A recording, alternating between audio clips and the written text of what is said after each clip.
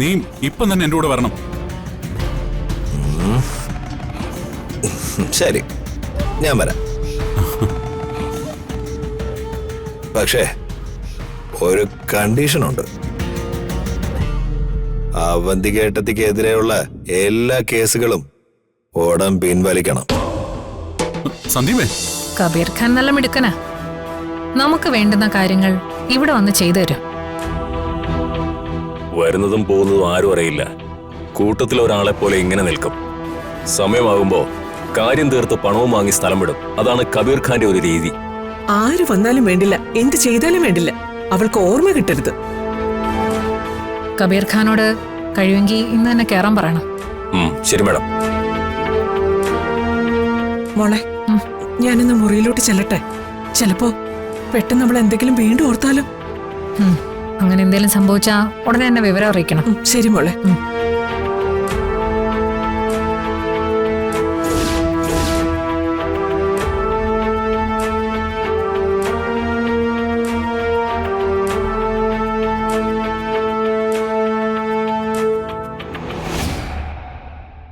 അയ്യോ മോളെ, ഈ പൂ പറിച്ചത് ആരും കണ്ടില്ലേ? ഇല്ല, കണ്ടാ എന്താ? ഇവിടുത്തെ തോട്ടത്തിന്ന് പൂ പറിച്ചാലേ സ്വാമിമാര് വഴക്കു പറയും. അതിന് ഞാൻ പൂ പറിക്കുന്നത് അവരാരും കണ്ടില്ലല്ലോ. എല്ലായിടത്തും ക്യാമറ വെച്ചിട്ടുണ്ട്. അവർക്ക് ക്യാമറയിൽ എല്ലാം കാണാൻ പറ്റും. ആണോ? എന്നാ പിന്നെ പൂ പറിച്ചത് ഞാനല്ലെന്ന് പറഞ്ഞാ മതി. അമ്പടി കള്ളി, നീ ആള് കൊള്ളാലോ. പിടിച്ച്.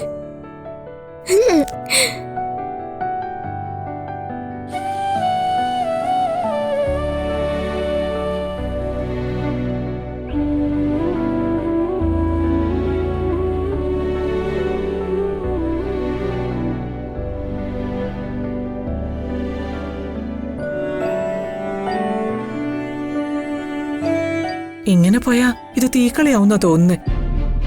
അതുകൊണ്ട് ഇതൊന്നും വേണ്ടെന്ന് ഞാൻ നേരത്തെ പറഞ്ഞത്. നീ കേട്ടില്ല. ഇനിയിപ്പോ എന്തു വന്നാലും എല്ലാവർക്കും കൂടെ അനുഭവിക്കാം. അല്ലാതെ എന്ത് ചെയ്യും? അമ്മ എന്തിനാ ഇങ്ങനെ നെഗറ്റീവായിട്ട് കാര്യങ്ങൾ കാണുന്നത്? സമൃദ്ധിയുടെ സ്ഥാനത്ത് അമ്മയായിരുന്നെങ്കിലോ? അമ്മയ്ക്കായിരുന്നു ഇതുപോലെ ഓർമ്മ നഷ്ടപ്പെട്ടതെങ്കിലോ? എടാ, ഇതൊക്കെ ഓരോരുത്തർക്ക് ദൈവം കൊടുത്തിട്ടുള്ള വിധിയാ. അവരൊക്കെ അത് അനുഭവിച്ചേ പറ്റൂ. അമ്മ ഏത് കാലത്താണ് അമ്മ ജീവിക്കുന്നത്? എന്തൊക്കെ സംഭവിച്ചാലും സമൃദ്ധി എന്റെ കുഞ്ഞിന്റെ അമ്മയാ. നീ അങ്ങനെ പറഞ്ഞോണ്ടിരുന്നാ മതി. അമ്മയും മോളും ഒക്കെ അവൾക്ക് ഓർമ്മ വരുന്നത് വരെ കാണൂ. അത് കഴിഞ്ഞ് അവൾക്ക് ഗൗരിമോളെ ഓർമ്മയില്ലെങ്കിൽ നമ്മൾ എന്ത് ചെയ്യും മോനെ?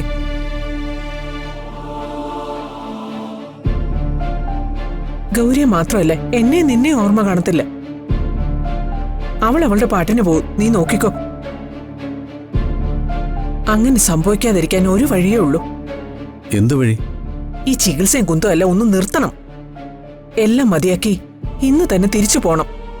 ഇല്ലെങ്കിൽ നഷ്ടപ്പെടാൻ പോകുന്നത് നിന്റെ ജീവിതോ നിന്റെ കുടുംബവും. അമ്മ എന്ത് അനാവശ്യങ്ങളൊക്കെ അമ്മയെ വിളിച്ചു പറയുന്നത്? ഇങ്ങനെ രണ്ട് മുഖത്തോടെ പെരുമാറാൻ അമ്മയ്ക്ക് എങ്ങനെ കഴിയുന്നമ്മേ? സമൃദ്ധിയെ കാണുമ്പോ പുഞ്ചിരിക്കും. എന്നിട്ട് എന്നോട് അവൾക്ക് ട്രീറ്റ്മെന്റ് വേണ്ടാന്ന് പറയും. അമ്മ ശരിക്കും ഇങ്ങോട്ട് വന്നത് സമൃദ്ധിയുടെ ട്രീറ്റ്മെന്റ് മുടക്കാനാണോന്നാ ഇപ്പൊ എന്റെ സംശയം.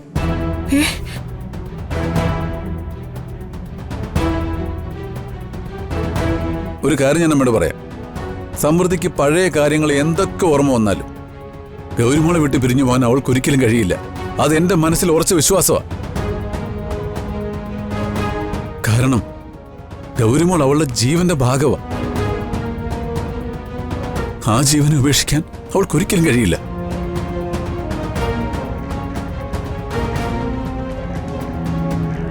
പിന്നെ സമൃദ്ധിയുടെ ചികിത്സ മുടക്കാൻ വേണ്ടി അമ്മയോട് നിൽക്കണമെന്നില്ല. തിരിച്ചു പോകാൻ അമ്മയ്ക്ക് ഞാൻ ടാക്സി വിളിച്ചു തരട്ടെ?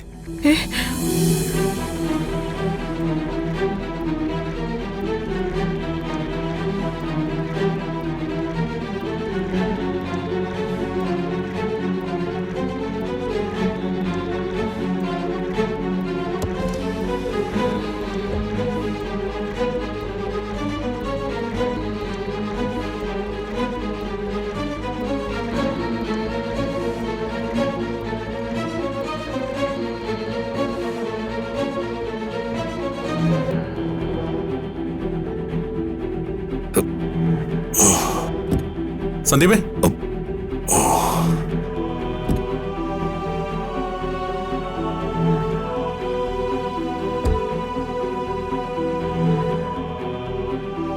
നിനക്ക് പോകാൻ ധൃതിയുണ്ടെന്ന് അറിയാം. പക്ഷേ എനിക്ക് ചില കാര്യങ്ങൾ പറയാനുണ്ട്. എനിക്ക് കേൾക്കാൻ താല്പര്യമില്ല. എടാ, നിന്റെ ഭാര്യയുടെ കുഞ്ഞിന്റെ കാര്യമാണ്. അതിപ്പോ അങ്ങ് കോടതിയിലല്ലേ, ഇനി കോടതി അങ്ങ് തീരുമാനിക്കട്ടെ. ദേ, അവളുടെ തലയിൽ ഈ കുത്തിത്തിരിപ്പുണ്ടായി കൊടുത്തത് ഓരോന്ന് എനിക്കറിയാം. കെട്ടിയ പെണ്ണിനെയും കുഞ്ഞിനെ ഉപേക്ഷിക്കുന്നതല്ല നമ്മുടെ പാരമ്പര്യം. ഓ, കെട്ടിയ പെണ്ണിനെ നന്നായി നോക്കിയതുകൊണ്ടാണല്ലോ അവര് രായ്ക്ക് രാമാനെ കുഞ്ഞിനെ എടുത്ത് വീട് വിട്ട് ഇറങ്ങി പോയത്. ആ, അതുകൊണ്ട് ആ കഥയെന്ന് എന്നെ കൊണ്ട് കൂടുതൽ അങ്ങോട്ട് പറയിപ്പിക്കണ്ട. ഉപദേശിക്കാൻ വന്നിരിക്കുന്നു. അറിഞ്ഞുകൊണ്ട് അർച്ചനയോട് ഞാൻ ഒരു ദ്രോഹവും ചെയ്തിട്ടില്ല. അർച്ചനയുടെ മനസ്സിൽ തെറ്റിദ്ധാരണകൾ മുഴുവൻ ഉണ്ടാക്കിയത് അവന്തികയെ. എല്ലാ രീതിയിലും എന്നെയും നമ്മുടെ കുടുംബത്തെയും ദ്രോഹിച്ചത് അവളാ. കഴിവുള്ളവരെ എവിടെയും ജയിക്കും. അല്ലാത്തവരെ ആരുടെങ്കിലും ദ്രോഹത്തിന്റെ കഥ പറഞ്ഞങ്ങ് നടക്കും. അവന്തികയുടെ തണലില്ല നീ ഇപ്പൊ ജീവിക്കുന്നേ. അവള് നിന്നെയും ബ്രെയിൻ വാഷ് ചെയ്തിരിക്കുക.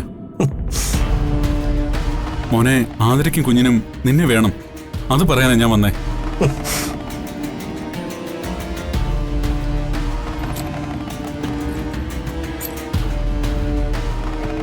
മോനെ, നീ കുറച്ച് പക്വതയോടെയും ബുദ്ധിയോടെയും കാര്യങ്ങൾ മനസ്സിലാക്കണം. തെറ്റുകൾ തിരുത്തി നീ എന്റെ കൂടെ വരണം. കൊള്ളാം. എന്താ പറഞ്ഞത്? തെറ്റ് തിരുത്താനോ? ആരുടെ തെറ്റ്? നിന്റെ ഭാര്യ വേണമെങ്കിൽ നിനക്ക് ഉപേക്ഷിക്കാം. പക്ഷേ അമ്മക്കുട്ടിയെ നിനക്ക് ഉപേക്ഷിക്കാൻ പറ്റുമോ? ഇനി അതൊക്കെ കോടതി തീരുമാനിക്കുന്ന പോലെ അങ്ങ് നടക്കട്ടെ. എടാ, മഹാപാപം പറയരുത്. കോടതിയാണോടാ നിന്റെ കുഞ്ഞിന്റെ കാര്യം തീരുമാനിക്കുന്നേ? നീ ഒരു അച്ഛനാണോടാ? നീ ഇപ്പം തന്നെ എന്റെ കൂടെ വരണം. ശരി, ഞാൻ വരാം. പക്ഷേ ഒരു കണ്ടീഷനുണ്ട്. അവന്തികേട്ടത്തിക്കെതിരെയുള്ള എല്ലാ കേസുകളും ഉടൻ പിൻവലിക്കണം. സന്ദീപേ, നിനക്കെന്താടാ ഭ്രാന്താണോ? നിനക്കും എനിക്കും ഒക്കെ അവകാശപ്പെട്ട നമ്മുടെ അച്ഛന്റെ ചോരയും നീരുവാ അവള് കൈയടക്കി വെച്ചിരിക്കുന്നേ. അതൊക്കെ അറിഞ്ഞിട്ടും നിനക്ക് എങ്ങനെ ഇങ്ങനെ പ്രതികരിക്കാൻ പറ്റുന്നേ? എനിക്കൊരു ഭ്രാന്തും ഇല്ല. ഞാൻ നല്ല സ്ഥിരബുദ്ധിയോട് കൂടി തന്നെയാ സംസാരിക്കുന്നത്. എടാ സന്ദീപേ, നിനക്ക് എങ്ങനെയാടാ ഇങ്ങനെയൊക്കെ പെരുമാറാൻ പറ്റുന്നേ? ഞാൻ നിന്റെ ഏട്ടനാ, അത് നീ മറക്കരുത്. എനിക്ക് വേറെ ഒന്നും പറയാനില്ല. പോയിട്ടെ, എനിക്ക് കുറച്ച് ധൃതിയുണ്ട്. എടാ